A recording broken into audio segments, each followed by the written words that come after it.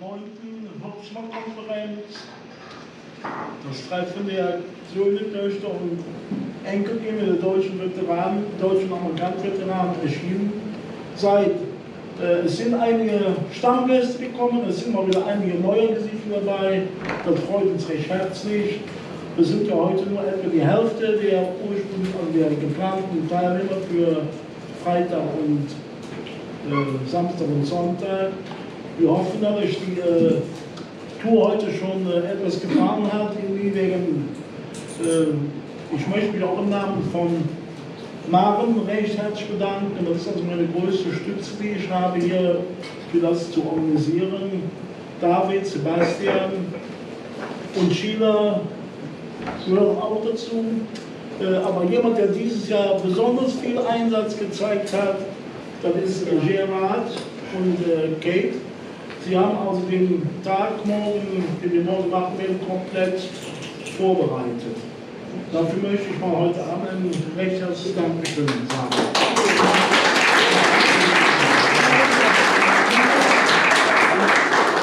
Okay, ladies and gentlemen, we are very grateful that you all come to the 9th Hurtgenwald Conference, the meeting of the sons, daughters and grandchildren of the German and American veterans of the Battle of the Hurtgen Forest.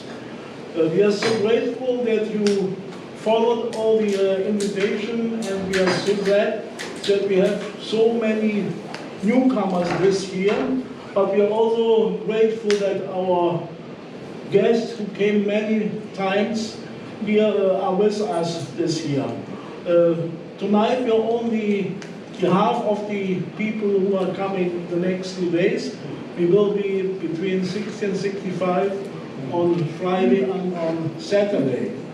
So we have, this year we have made a very interesting program for the whole coming 3 days. And my thanks and appreciation goes to Marin. She is my best man. Yes.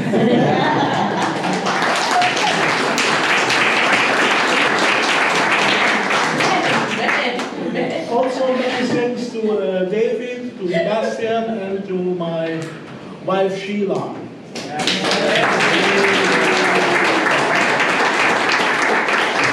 But there are 2 people today with us. They make a very good work. They make a very good. They give so much support and they put so much love in that project tomorrow. And that is Gerard and his wife, Kate.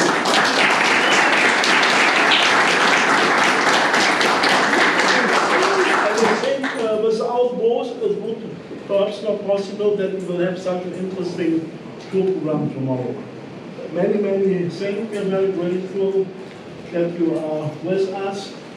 Those are also very much more work. We are now part of the museum team in the Robert II Museum at Vossenack, and from time to time we are on duty on Sunday.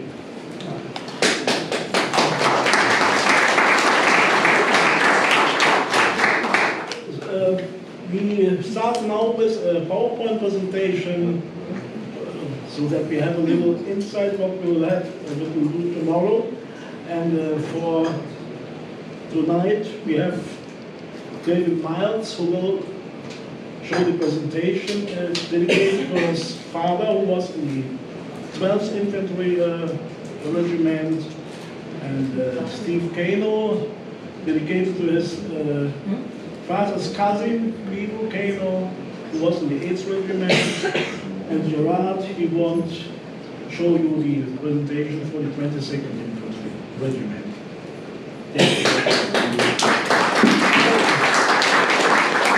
I will give my word over to David, and he will start now with this presentation. Okay, I had the privilege of listening to a preacher many years ago, and he was known to be fairly long-winded, and he started out our gospel meeting one time with this statement, and I want to reiterate that statement for your benefit tonight. He said, "I want to promise everybody I'm going to stop on time." But only I know when that is.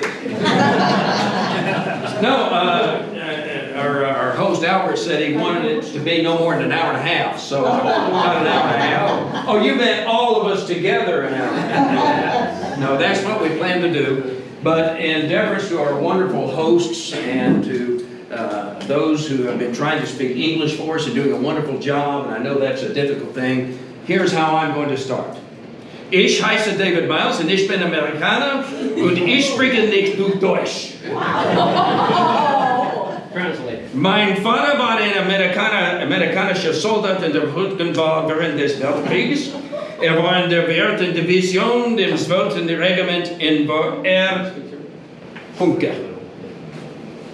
Und das, mein Freundin, ist alles Deutsch, was ich kann.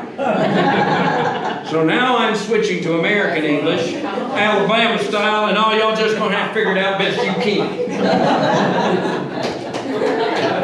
I talk like him. I speak Alabama. This guy can understand me better than that, the California guy or the New Jersey guy. My father was in the 12th Regiment of the 4th Infantry Division. He was in a half-track squad in the radio section attached to headquarters and headquarters company of the 12th Regiment of the 4th Division. He joined the division in October of 1944 while the division was stationed in Belgium. I'll have more to say to that in just a moment. He left. Where is Jeremy? Jeremy, where are you? Would you hold those volumes up for me?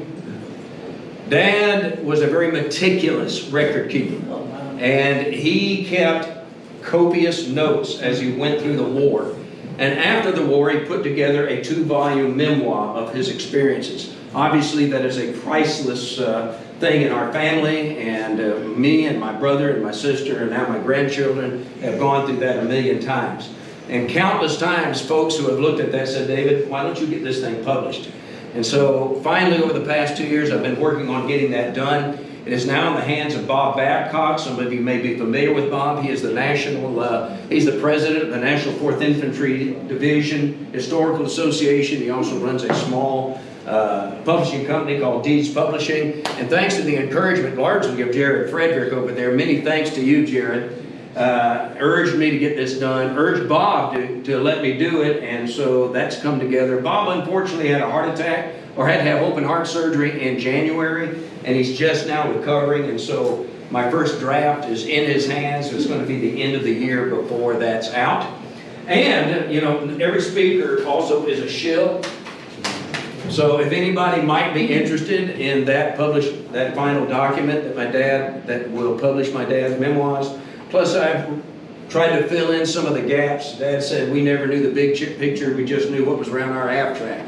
So I tried to do some research to fill in some of the matrix and content around that. If you'd be interested in reserving a copy, please put your name, address, email, and leave me a deposit of $100.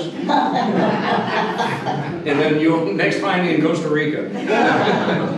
I'd like to share with you, to get us started, this of course is my father.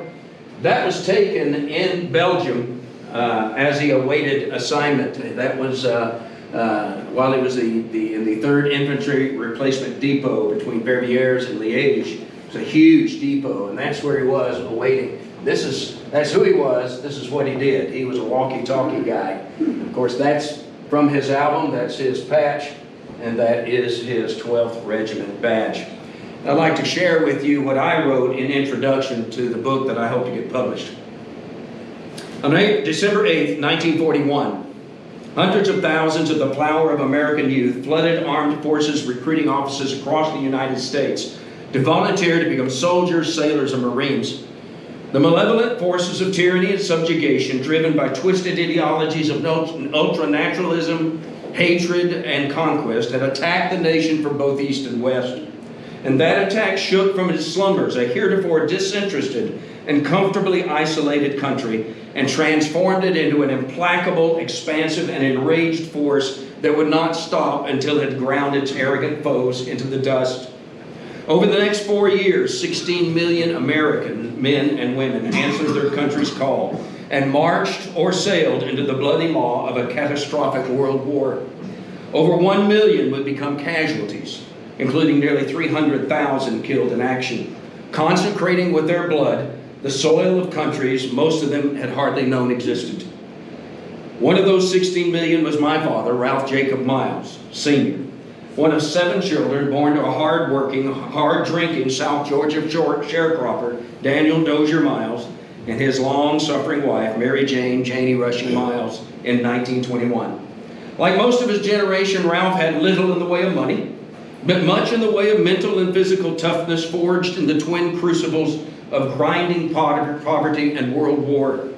He and his fellow GIs faced down both of these daunting foes with stoic and unflinching resolve. And because they did so, we today are a free, prosperous, and secure people. Here is his story. Well, I'm not going to tell this whole story, but just the story of his encounter in this horrible place called the Hurtgen Forest. The division had made an initial thrust into Germany in September, and due to various strategic and tactical reasons had withdrawn back across the Westfall and was in this area of Belgium. And around November 6th, they received orders for the division to go to an assembly area around Bulligan, and the 12th Regiment's assembly area was ordered to be around Holzheim. And about that time, on October 17th, a young soldier was assigned to the 4th Infantry Division, to 12th Regiment, headquarters and headquarters company, as a radio operator. And so he joined. On November 6th, the division received orders to report to the Hurtgen Forest, to Zweifel, to set up divisional headquarters. And this was in preparation for the great battle that would push the Germans back into the heart of Germany and capture the dams on the Ruhr River, right? Thinking they might blow those up and flood the Cologne Plain and impede further American advance. Turned out to be a false concern. They had no desire to do so. And that failure in intelligence and in military insight cost 35,000 American lives in one of the most pointless strategic blunders in the history of American military. The only good thing that came out, as Gordon Johnson said, out of this war was nothing strategic, but the good thing that came out of it was a record and legacy of the heroism of the American soldier who slogged their way under the false direction of the brass to achieve victory despite their leadership far too often. But in any event, this happens, and on November 6th they get that order, but the 12th goes ahead of the rest of the division, because by that time the 28th Division, which was already in the forest, being just mauled to death, was in desperate straits, particularly the 109th Regiment of the 28th Division, and so the decision was made to send the 12th ahead of the rest of the division and be in a reserve position to support the 28th should they need it. And they did in fact need it. In fact, what happens is along the way, and I about lost my notes here, that would be a terrible thing, wouldn't it? Then I'd have to sit down and shut up. I wouldn't know how to do that. While they're on the way, the 12th Regiment receives orders to go immediately into the Hurtgen Forest, because the 109th Regiment and the 28th Division was in shambles and was on the verge of disintegration under the able leadership of General Cota, who had really misplaced and misled the men. And the real problem that Cota faced was that there was really no other action going on in the Hurtgen Forest except right here. And so the German forces were able to mass all of their men and materiel on that one division. And that did not go well for the 28th Division. And so, in the dead of night, under radio silence, delivered by runner from convoy all the way down the convoy, the 12th Regiment made an immediately right turn, and instead of going into reserve position, immediately began relieving the 109th Division, the 109th Regiment. My dad remembered that in his memoirs this way. We set out at 6 in the evening in a cramped half-track for an all-night trek. Traveling without lights was uncomfortable to say the least, especially when the moon came out to reveal we were winding around mountains with a sheer drop-off on one side most of the time. The convoy lost several tanks, trucks, jeeps, and other vehicles because they tried to hug the side of the mountains too closely and mired up. Finally, fitful sleep overtook most of us until it started to sleet, which was kind of the story of the lives of these soldiers as things would unfold. We jumped out, pulled the canvas covering over us, and promptly went back to sleep. They finally arrived, and at that time, they are disposed, or they replace foxhole by foxhole, company by company, squad by squad, in the dead of night with no prior reconnaissance. The 28th replaces the 109th Regiment of the 28th Division. My dad recalls that also. These are his notes, and Jeremy's got those. I still have those. They're getting very tattered. I got to figure out how to preserve those. But on this, he made a note. On November 6th, it was a Monday. We left at 6 p.m. We arrived. It was sleeting about midnight at 11:07 on Tuesday, and it was still sleeting. We were in the Hurtgen Forest. And something had to be done. What they had to do was to get ready for a month of the worst fighting the 12th Regiment would ever encounter, and the 4th Division for that matter. When I awoke the next morning, my legs and back were about to kill me. The canvas top had thrown us all together in a pile in the half-track, and it took some doing to extricate myself. When I crawled out, we'd stopped finally around midnight, and saw where we were, there was a great temptation to crawl right back in again. Woods, everywhere, woods. Nothing but trees. Heavy, thick, foreboding woods. I later learned we were in the Hurtgen Forest just south of Aachen in Germany. The sun couldn't shine through the thick forest overhead. And the trees looked like a cross between pine and fir, and they had been planted and remained in almost perfect lines. There was very little underbrush, just enough to hide a million mines. That also was going to plague these men in the days to come. The first thing they had to do was dig in and protect themselves, because the Germans were sending artillery and mortar through their dreaded 88s that would scream through the treetops, explode in the treetops, and shower down on the men hot shards of metal and shrapnel and the splintered remnants of all the destroyed treetops. They had to protect themselves, and that was going to be a problem. If the army is moving, it can't be dug in. If it's dug in, it can't be moving. When they undug and moved, then they were showered with all this shrapnel and stepping on mines. It was a horrible place. It was a horrible thing. Dad had a little bit of a sense of humor about the whole thing. You got to laugh to keep him going insane. While I never prepared a place as fancy as the one in this picture, that's from his album, we tried hard to make ourselves as comfortable as possible. Robert T. Weltzine, my now best Army buddy from Seattle, Washington, and I dug a hole about 3 foot deep, 4 foot wide, 6 feet long. Then we cut down trees, cut them into lengths, and laid them over our hole in a double layer. This was to protect us against the tree bursts, our worst enemy outside of trench foot and pneumonia. Well, finally, the disposition of the 12th Regiment is complete, and you can already see that there is a huge problem.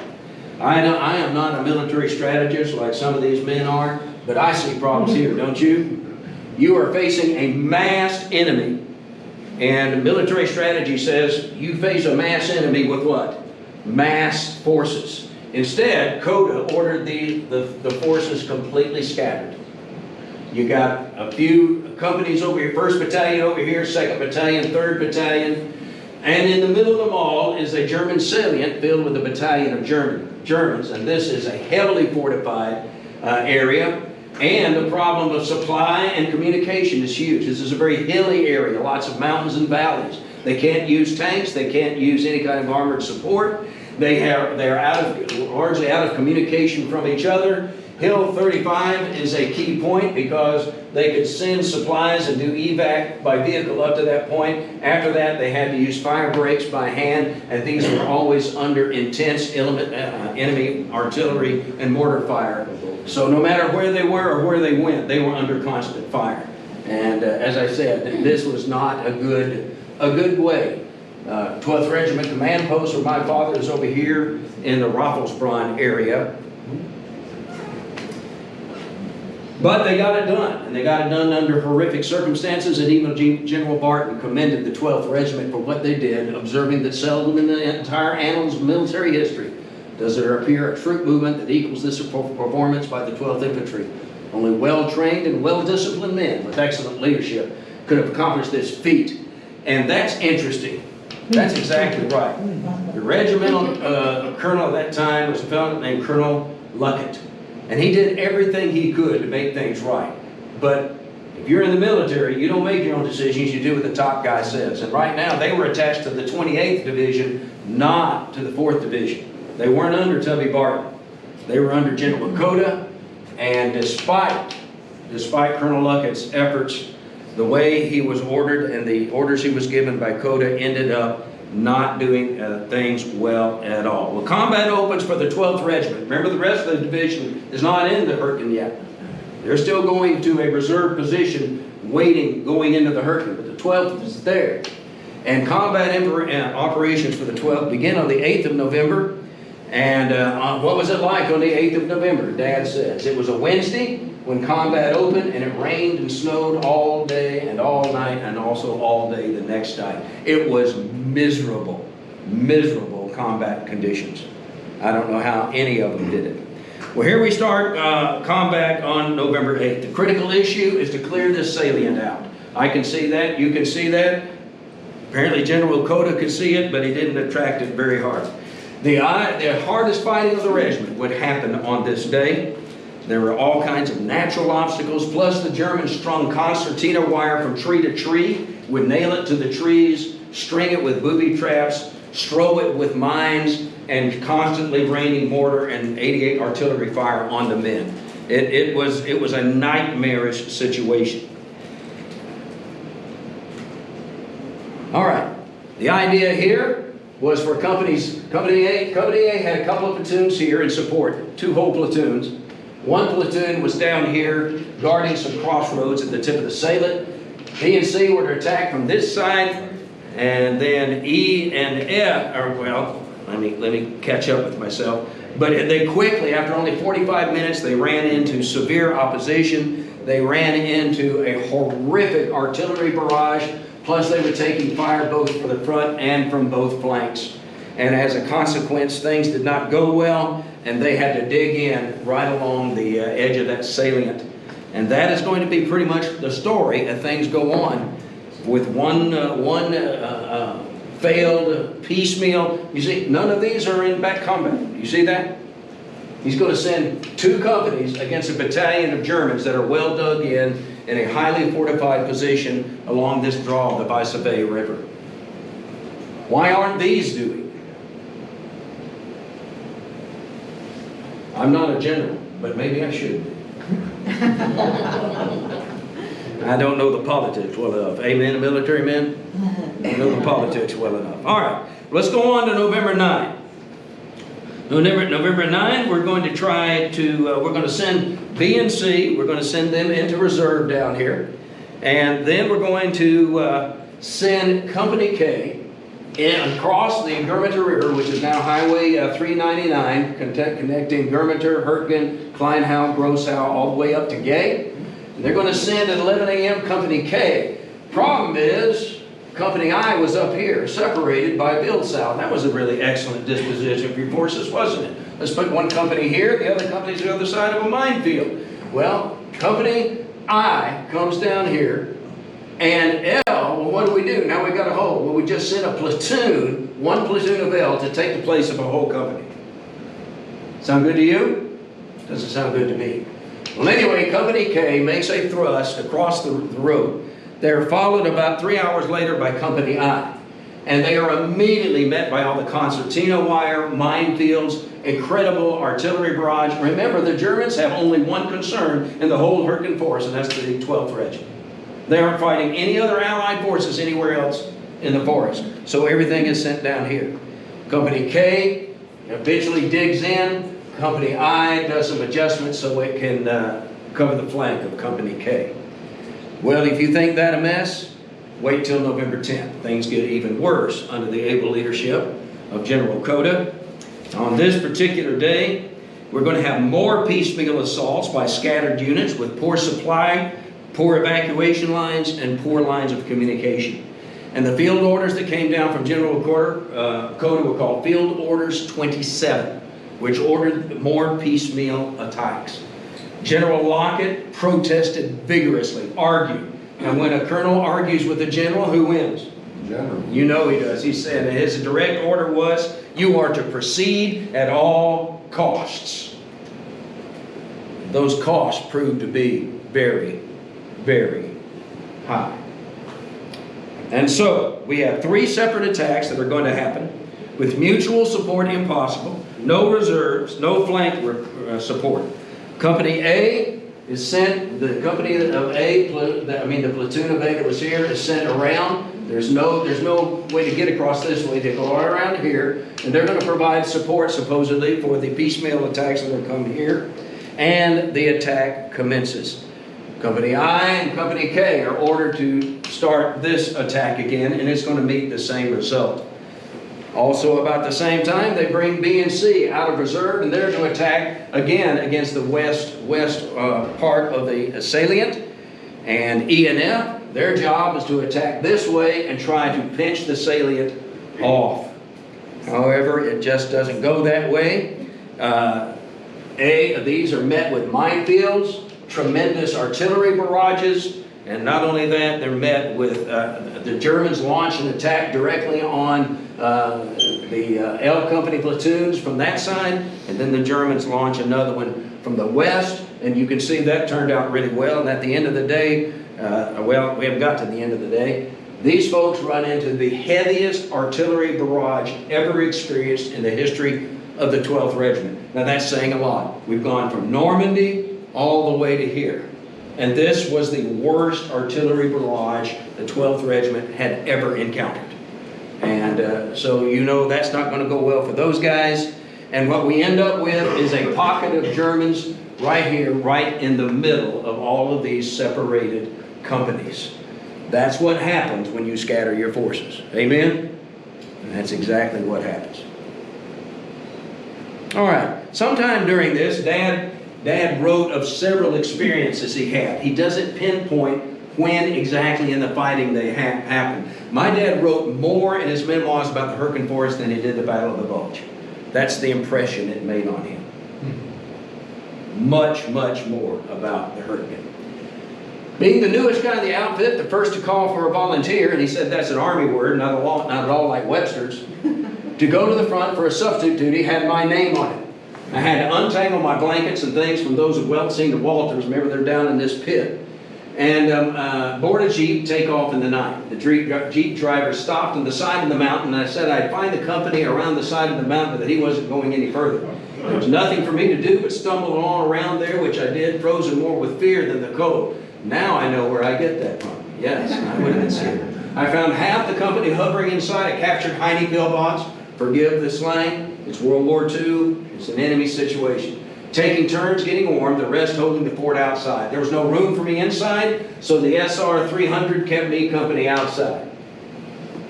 The radio and I hugged the side of the cement pillbox as German shells exploded every few minutes on the opposite slope of the mountain. As the night wore on, it got colder and colder, and I continuously beat my hands and feet to keep them from freezing. That night was 1,000,000 years long, and when I was still alive the next day, I felt like Willie Dad Love up front by Malden. He clipped many of their cartoons and put them in there to illustrate his experiences. And here's Willie saying, I'm beginning to feel like a fugitive from the law of averages. That's the way he felt the next day.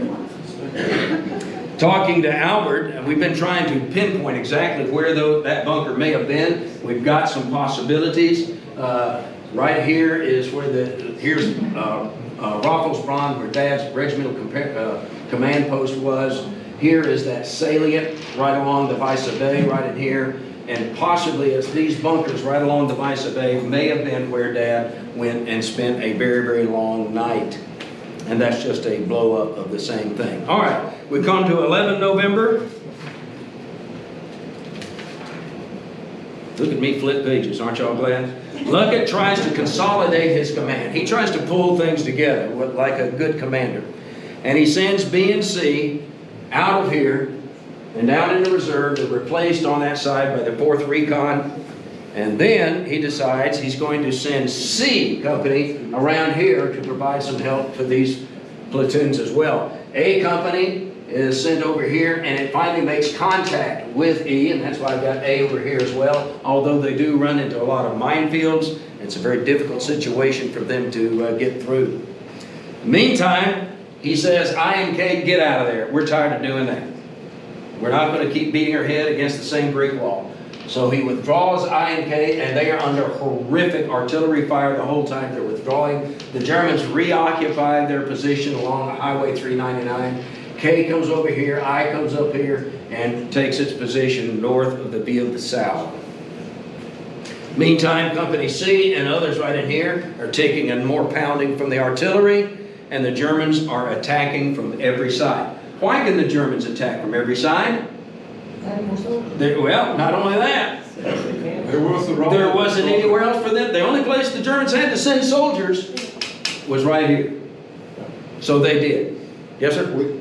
Where's your father in this meeting? Dad is hopefully back here at Regimental Command Post. Or he may be up around that bunker. I don't know when these events, he's got several, I didn't include all of them. Maybe when we visit, I can do that. But he had one event where he went forward, and he and two other guys were to string some wire, and they came under intense artillery fire, and everybody was digging holes. He couldn't get his hole dug, so he dove under an old rotten log. And he said, I was under there all night long, and he said, ants and critters were exploring me, in his words, from here to you know where. And he said, the next morning I realized how close my call was. He had left his radio on top, and the next morning they were riddled with shrapnel and bullets. So when was that? May have been just during this. Don't know. He didn't specify. All right, so now you see that Colonel Luckett, despite General Cota, has done what? He's pulled all the scattered people aside from their scattered positions and getting them more or less consolidated. But the problem was, during that previous battle, these companies had succeeded in penetrating the German line of defense, but the problem was the Germans just closed in right behind them. And now they're surrounded on all sides. Now we got another problem. We got to defend, we got to expand, and we got to rescue these guys.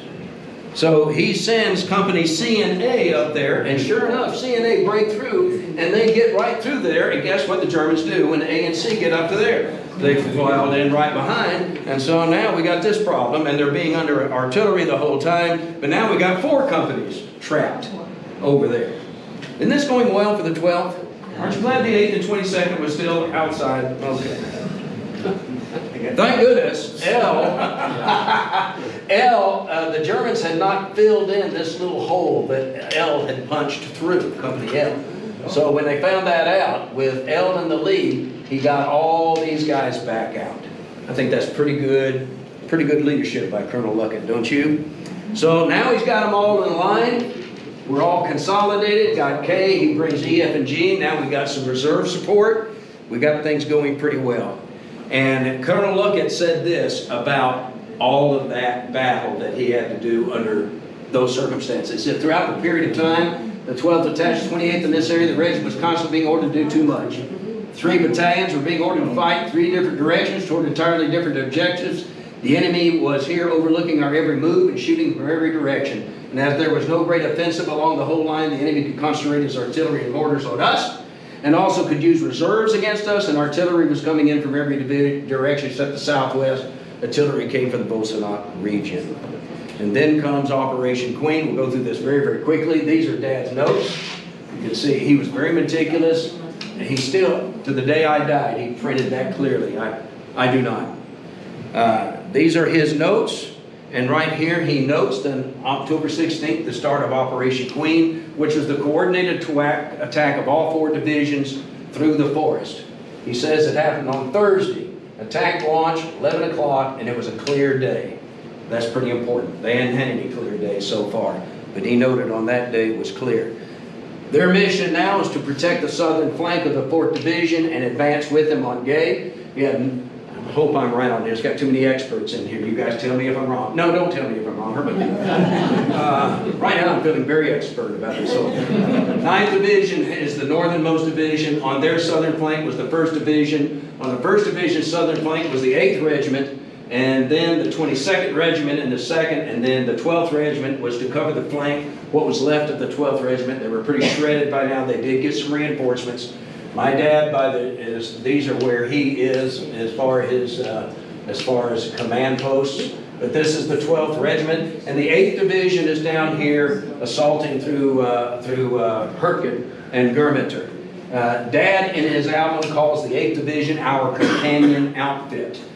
And the reason he didn't call the 9th and the 1st is because he didn't like them very much. No, you can see why. Those were the ones that were close to him. He had no idea what was going on up here. He barely knew what was going on 30 feet away from his half track. But he knew there were some 8th Division guys next door to him. So that's where they were. You can see how the progress was as the various divisions started here in the 16th, 3 days later, 6 days later, 6 days later, and by the 2nd of December, the whole division is overlooking the city of Gay. 16th of November, E, F, and G are assigned to attack that salient instead of from the side, attacking from the bottom. And the others are supposed to attack that German line of defense. Nobody had any success except E, F, and G, and they were able to make about 1,000 yards of the salient. Everybody else did not have any luck at all. By the 17th, E, F, and G have completely eliminated the salient, and they are abreast with the other companies. K tries an attack here, is turned back. A, L, and I try an attack. They come under heavy fire, and they're turned back. On the 22nd of November, the 12th is ordered to an assembly area, and that's where it is right there. And on the 22nd, 23rd of November, you see where they are. 22nd of November, let me check my notes. They move forward. Where am I here? Almost to the end.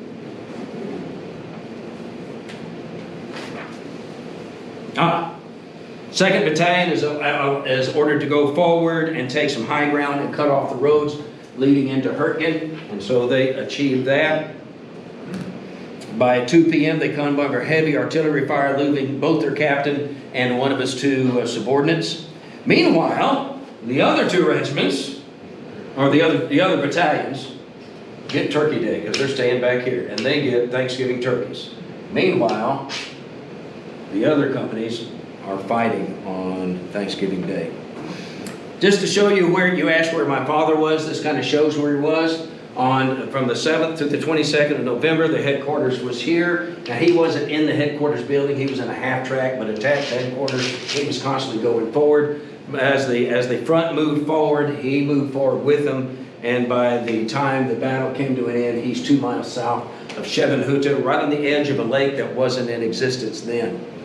Here's another one of his events. One event I vividly recall during the Hurtgen Forest. 5 was time I volunteered to operate a radio and outpost.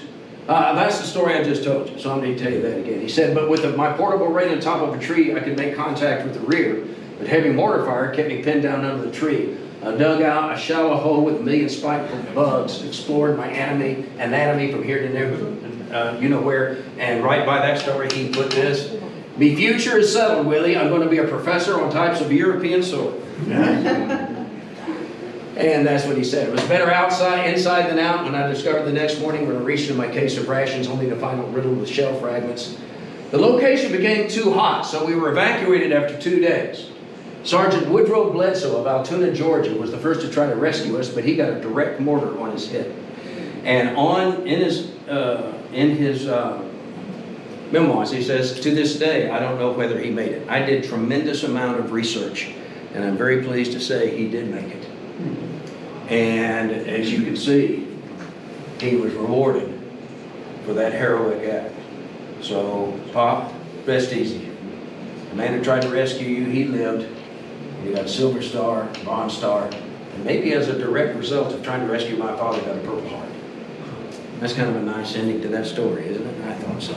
24 through 25 November, we continue pushing northeastern. 11 a.m. we encounter heavy artillery fire. The 121st Regiment of the 8th takes Hurtgen and relieves some of the companies of the 12th Regiment. 26th of November we continue to push northeast, and there appears a gap between the 8th and the 22nd Regiments, and the 12th is ordered up to try to fill in that gap that developed between the 8th and the 22nd. By the 28th and 29th, they're up here along this road called the Renweg, the Ren Way. It took me a long time. When I first looked up, it said a weg is a raceway. I said, so there was a racetrack there? It took me a long time. Finally figured out weg just means way, just means path. So the Ren Way. 28th and 29th, they shift and have an attack all across the Renweg. The 3rd Battalion is sent down into a reserve position. On the 30th of November, things are about over.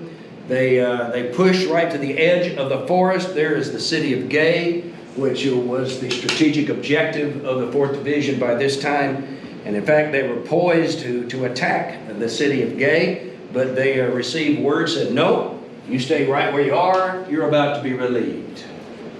My dad said, that was welcome news. No more living in the ground like an animal, the frozen ground. No more trench foot. No more horrible 88s exploding in treetops. We were only all too glad to leave that horrible place. And there was a little attack there. It was repulsed. This is what he said at the end of his description of the Hurtgenwald Forest. It was a weary, battered, depleted 4th Infantry Division that was finally relieved by the 83rd at the edge of the Hurtgenwald Forest, just on the verge of breaking out of the Great Plains, leaving Cologne, Germany. Moving in a long convoy, we cleared the forest on December 8, 1944, moving south. We didn't know where we were going, but we were only too happy it was out of that forest. Every company was down to a handful of men, and we lost thousands of men via the tree burst route, by pneumonia, frozen hands, feet, minds, and of course small arms wounds. No longer, we thought, would we have to flounder in knee-deep snow, face the terrible German 88s who lived like animals in the frozen earth. Little did they know they were going to a place called Luxembourg. They got there on the 8th of December, and 8 days later, the Germans crashed across the border right into the teeth of the 12th Regiment that thought it was going to get some rest and recreation there. Instead, they had to fight off the Germans again in Luxembourg. Casualties were incredible. It is the bloodiest land battle ever fought in the history of the United States Army. And you know what the tragedy of that is? As a son of one of those men, almost nobody has ever heard of the Hurtgenwald. Yeah. That just tears me to pieces. History loves winners, and that wasn't a very winning battle. And then, of course, the Battle of the Bulge kind of overshadowed it, and that was a big victory. So let's make movies about the Battle of the Bulge, and let's write books about the Battle of the Bulge. I even walk around Germany and say, have you heard the Hurtgenwald? What? No. That's some of the casualty rate. You see, they started with 3,023 men. These were their casualties. Now, they got some reinforcements, but that's a huge casualty rate. My dad clipped an article about that. What makes you think you were run over by a tank? He said it was hard to get on sick leave. And this was a commendation of the 12th by Tubby Barton. I won't take time to read that, but I will end with this.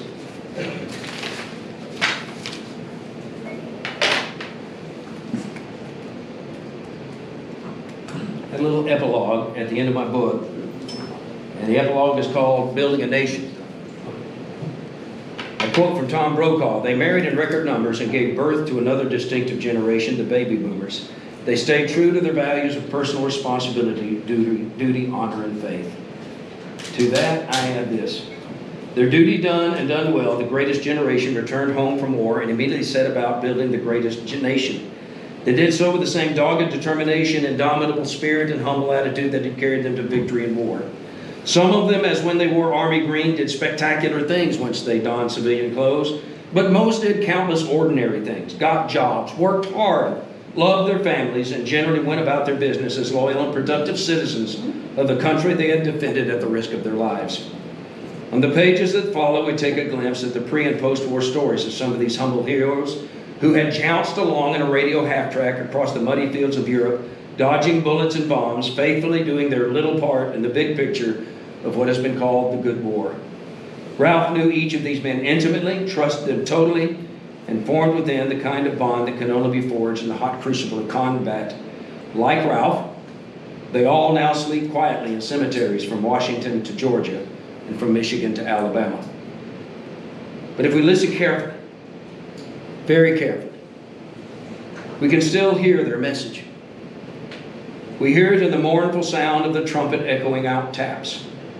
We hear it in the sharp snapping of flags as they riffle in the stiff breezes that blow across the bivouacs of the dead in the punch bowl in an Andre Chapelle. We hear it in the shuffling gait of their few surviving comrades as they march or ride if they must in parades in small towns and in big cities across America each Memorial Day and Veterans Day. We began this story with their message, and it seems altogether fitting and proper that we end with it. Earn this.